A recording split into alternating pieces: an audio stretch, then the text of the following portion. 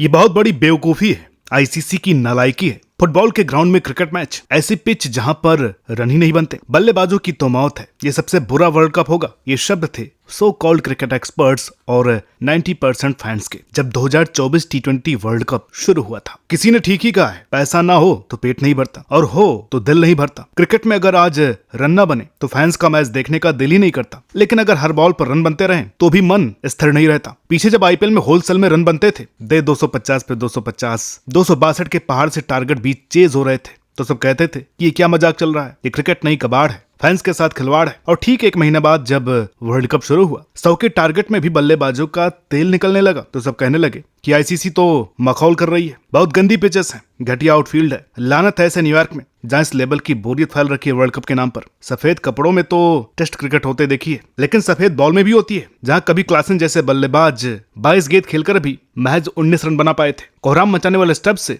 50 का strike rate भी maintain नहीं हो रहा था। मतलब हर तरफ नेगेटिविटी, इतना मूड खराब हुआ। यह हाल था वर्ल्ड कप की शुरुआत का, लेकिन जब कारवां बढ़ा वेस्टइंडीज की ओर तो सब कहते थे ये रन फेस्ट है। ग्राउंड पर सवाल उठे, पिचेस पर व्यंग हुए, टाइम स्लॉट पर भी खूब बवाल हुआ। हर कोई इस वर्ल्ड कप को कोस रहा था, लेकिन अंत तक आते आते यह world cup one of the best बन गया। लेकिन भाई मुझे हैरानी इस बात से हो रही है कि पहुंचे हुए एक्स क्रिकेटर्स, जाने माने एक्सपर्ट्स भी गुमराह हुए पड़े थे। वर्ल्ड कप के आगाज पर आक्रोश ऐसा कि कोई भी इस सबके पीछे का मास्टरमाइंड आईसीसी को समझ ही नहीं पाया। इसलिए आखिरकार हमें आना पड़ा सारी गलतफहमी दूर करने। देखिए, हमने आपसे बहुत पहले वादा किया था कि हम यूएसए की पिचेस पर वीडियो जरूर लेकर के आएंगे, लेकिन बीच में सुपर 8 और फाइनल सेमीफाइनल का क्रेज ऐसा बढ़ा कि ये टॉपिक छूट ही गया। तो आज हम हाजिर हैं यूएसए पिचेस के उन रहस्य को डिकोड करने जिसमें अच्छे अच्छों के दिमाग का दही हो गया। ये मेरा आपसे वादा है कि अगर ये वीडियो एक बार देख लिया तो आपके मन में पिचेस को लेकर के एक बार भी सवाल नहीं आएगा। सबसे पहले तो ये समझिए कि cricket is not about just slogging, और क्रिकेट सिर्फ बॉलिंग डोमिनेशन का नाम भी नहीं है। लेकिन भैया अगर थोड़ा सा भी सपोर्ट नहीं होगा बॉलर्स के लिए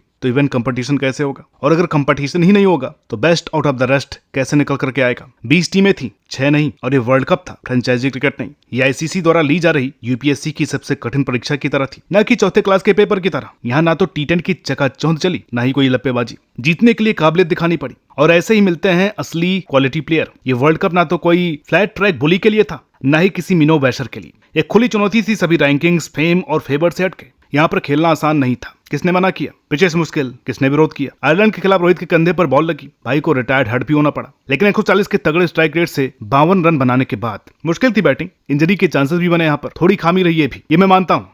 लेकिन भाई जो आप कहते रहते हैं ना, miss you Sehwag, miss you Jayasuriya, missing Brendon McCullum, ये विस्फोटक प्लेयर्स क्या ऐसे ही दिग्गज बन गए? भाई ये ऐसी ही पिचेस पर खेले जहां बैटिंग दुर्गम थी, तो ये तो नहीं रोते थे पिच को लेकर, ये सिर्फ बल्ले को ले जाकर के अपनी क्वालिटी के दम पर कमाल करते थे। अब ऐसे प्लेयर्स कब आएंगे? ये कैसे संभव होगा? तो ऐसे ही पिचेस पर होगा जब कोई बॉलर्स आकर के दबदबे में उन्हीं को चुनौती देकर के रन फीस्ट लगाएगा, वरना लप्पेबाजी में क्या मजा है? असली मजा तो दोहरे उछाल, स्लो आउटफील्ड, चैलेंजिंग पिचेस पर रन बनाने से। और दूसरी बात, अब ऐसा नहीं है कि ऊपर से कोई मैल्कम मार्शल या होल्डिंग, वसीम, वकार, मैकग्राथ, स्टेन जैसे दिग्गज आकर के बॉलिंग कर रहे थे, जो कि प्लेयर्स का बल्ला नहीं हिल रहा था। आप साउथ अफ्रीका और श्रीलंका वाले मैच की बात कर लीजिए, पिच कितनी ही मुश्किल रही, बुरी रही, लेकिन इतनी भी गंदी नहीं हो सकती है जिस पर 80 रन विनिंग टोटल हो। ज्यादा नहीं तो कम से कम 130-40 की पिच तो थी। वहां फॉल्ट श्रीलंका का था। अब पिच मुश्किल है तो आप इतनी घटिया बैटिंग थोड़ी करेंगे। ये आपने और हमने भी एग्जाम्स में कभी न कभी एक्सपीरियंस किया ही है। जब क्वेश्चन पेपर मुश्किल होता है या क्वेश्चन आउट ऑफ सिलेबस आ गए, कुछ मिसप्रिंट आ गया, तो क्या उसके शौक में हमें जो आता है वो भी भूल जाएं, वो भी गलत कर दें? तो ये तो बुद्धिमानी नहीं है। और नामीबिया बनाम ओमान के मैच में 109 रन भी चेज नहीं कर पाना,